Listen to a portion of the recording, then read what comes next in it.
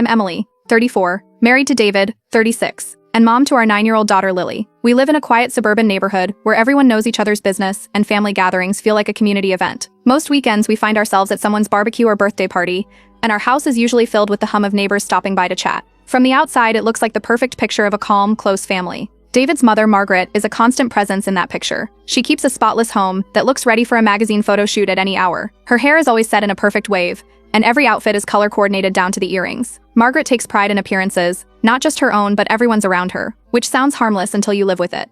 She notices every detail: wrinkled shirts, scuffed shoes, hair out of place, and she lets you know when something doesn't meet her silent standards. From the start, Margaret's attention turned to me. I'm a jeans and sneakers type of person. I work from home as a freelance designer, so my wardrobe is built for comfort. Margaret never said anything cruel outright, but her comments carried a polished edge. At Sunday dinners, she'd glance at my sneakers and remark that a nice blouse and heels can lift the mood. I smiled and brushed it off, but the message was always there.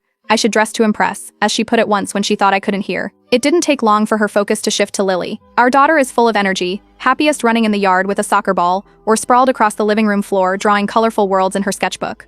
She wears what makes her comfortable: soft leggings, bright t-shirts, and her hair left natural in springy curls that bounce when she laughs. David and I love her free spirit and want her to feel proud of it. Margaret, however, saw Lily's style as a project. She'd suggest frilly dresses for proper family photos, or hint that Lily's curls would look so much more polished if we straightened them. At first, we corrected her gently. We explained that Lily's style is her own choice, and that we support it. Margaret would smile and say she understood, but the suggestions kept coming. During a Sunday dinner a few weeks ago, she leaned over to Lily and said she would be stunning if she looked more refined. Lily's fork paused mid-air and her eyes darted to mine. I felt the air tighten around the table. David calmly told his mother that Lily's look was perfect as it was.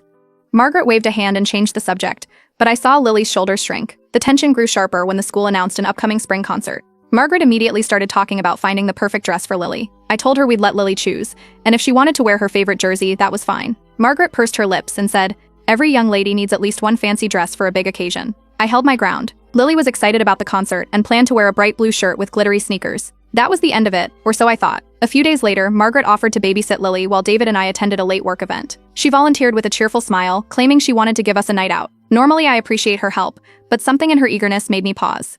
I hesitated, remembering her comments and the way she had ignored boundaries before. Still, David and I had an important client meeting we couldn't miss. Against my gut feeling, I agreed.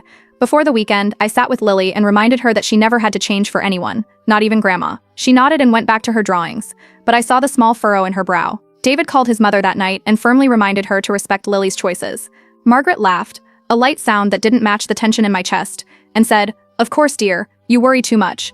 The day before the babysitting, Margaret sent a message in the family group chat. "It's so important to guide children the right way before it's too late."